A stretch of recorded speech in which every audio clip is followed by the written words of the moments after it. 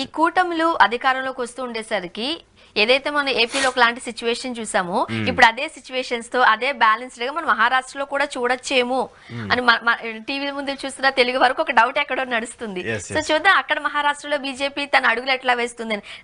Over night లో కూడా decisions తీసుకుంటారు, ఎట్లా ఇంప్లిమెంట్ చేయడంలో బీజేపీ పెట్టింది పేరు. బేసిక్ ఏంటంటే తెలుగు రాష్ట్రాలకు సంబంధించి చూసుకుంటే ఇటు తెలంగాణ పక్కన పెడితే ఆంధ్రాకి సంబంధించి బీజేపీ ప్లేస్ చేసినటువంటి రోల్, అది పవన్ కళ్యాణ్ ఇంపాక్ట్ కావచ్చు, టీడీపీ ఇంపాక్ట్ కావచ్చు అనేది పక్కన పెడితే పవన్ కళ్యాణ్ దాన్ని పుష్ చేశారు. దాన్ని ఖచ్చితంగా బీజేపీ అయితే లీడ్ చేసి ముగ్గురు మధ్య పొత్తు కుదర్చడంలో విషయంలో కావచ్చు, దాన్ని సక్సెస్ఫుల్గా అప్లై చేయడం, అందుకోసమే ఏపీలో అంత మెజార్టీ వచ్చింది. సో ఇందాక కూడా నేను సేమ్ ఏదైతే చెప్పాను అదే ఫార్మాని మహారాష్ట్రలో కూడా వాళ్ళు అప్లై చేశారు. నేతల మధ్య చిన్న చిన్న విభేదాలు ఉన్నప్పటికీ కూడా, గ్రౌండ్ లెవెల్లో విభేదాలు ఉన్నప్పటికీ కూడా, ఎక్కడా కూడా పై లెవెల్ అంటే టాప్ మోస్ట్ లీడర్స్ ఎవరు కూడా వాళ్ళందరూ యూనిటీగా ఉంటే ఆటోమేటిక్గా కింద లెవెల్లో ఈక్వల్గా వచ్చేసి వాళ్ళు జనాల్లో కలిసిపోతూ ఉంటారు. ఒక రకంగా చెప్పాలంటే బీజేపీ యొక్క ప్రాముఖ్యత అదే, ఆ క్రీమీ లేయర్ ఏదైతే ఉంటుందో దాన్ని చాలా పటిష్టంగా ఉంచుతుంది, కిందకి జారని. కింద ఏం చేయాలనుకున్నా సరే ఆ వ్యూహం అదంతే. కింద లెవెల్ ఏం జరుగుతున్నాడో పై లెవెల్ లో కనిపించకుండా చేస్తూ ఉంటాం. ఇప్పుడు మనం ఏపీలో ఎలా అయితే ఇంటర్నల్ గా చిన్న చిన్న లీడర్ల మధ్య, జనసేనకి సంబంధించి టీడీపీ వాళ్ళకి మధ్య గొడవలు ఉన్నప్పటికీ కూడా ఎక్కడా కూడా అది పై లెవెల్ అంటే పవన్ కళ్యాణ్, లోకేష్, చంద్రబాబు లెవెల్లో అది కనిపించకుండా చేస్తూ ఉంటారు. సో అలానే బీజేపీకి సంబంధించి కూడా అలాంటి ఫార్ములాను అప్లై చేసింది, యాజ్ టీజ్ గా సక్సెస్ అయింది. కానీ కాంగ్రెస్ మాత్రం, ఇండియా కూటమి మాత్రం దీంట్లో చాలా ఫెయిల్ అయిందనేది చెప్పొచ్చు.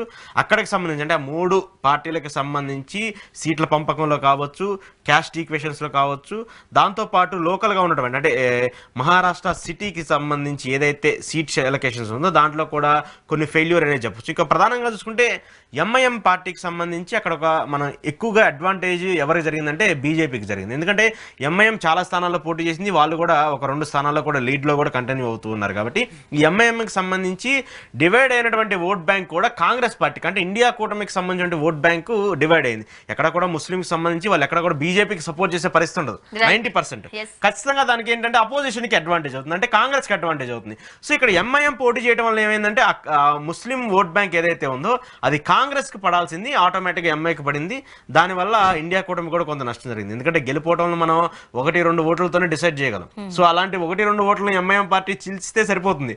సో అలాంటి చీల్చిది ఎంఐఎం పార్టీ వల్ల ఇండియా కూటమికి నష్టం జరిగింది అనేది మనం 100% చెప్పొచ్చు.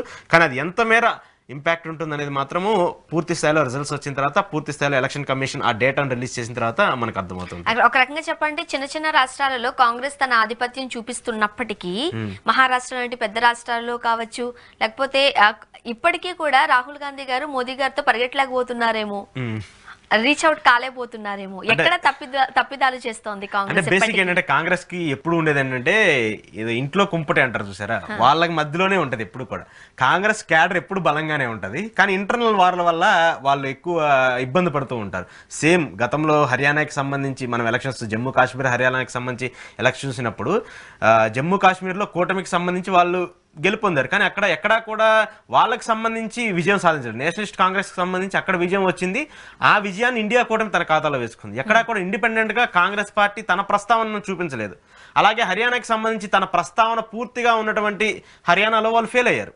ఎందుకు? అక్కడ ఉన్నటువంటి లోకల్ పాలిటిక్స్ వల్ల కావచ్చు, లేదంటే ఒక వ్యక్తికే పూర్తి స్థాయిలో వాళ్ళకి బాధ్యతలు అప్పగించడము, ఆ పూర్తి స్థాయిలో బాధ్యతలు అప్పగించినటువంటి తరుణంలో వాళ్ళు కొంత పవర్ని మిస్ మ్యాచ్ చేయడము, వీటన్నిటి వల్ల హర్యానాలో గెలిచే అవకాశాన్ని కూడా వాళ్ళు కోల్పోయారు. సో అలాంటి ఇంటర్నల్ క్లాషెస్ వల్లే కాంగ్రెస్ పార్టీ ఎక్కువగా నష్టపోతూ ఉంది. దానివల్లే ఇప్పుడు మహారాష్ట్రలో కూడా మనం జరిగింది. తెలంగాణలో కూడా మనం చూసుకుంటే పెద్ద మెజార్టీతో ఏం రాలేదు, వాళ్ళకి వచ్చిన 24 సీట్ల తేడాతో ఇక్కడ విజయం వచ్చింది. కానీ ఇప్పటికీ కూడా తెలంగాణలో ఆ కాంగ్రెస్ మధ్య ఉన్నటువంటి కాన్ఫ్లిక్ట్స్ మనం చూస్తున్నాం.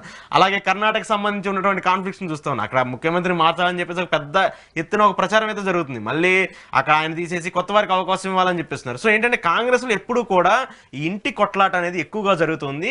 దాన్ని ఏమవుతుందంటే ప్రతిపక్ష పార్టీలు కావచ్చు, ఇప్పుడు కూటమిలో ఉన్నటువంటి ఎన్డీఏ కావచ్చు, వీళ్ళు అడ్వాంటేజ్ గా తీసుకుంటూ ఉంటారు, దాన్ని సక్సెస్ఫుల్ గా లీడ్ చేస్తున్నారు. దానివల్ల కాంగ్రెస్ కి మైనస్ అవుతుంది.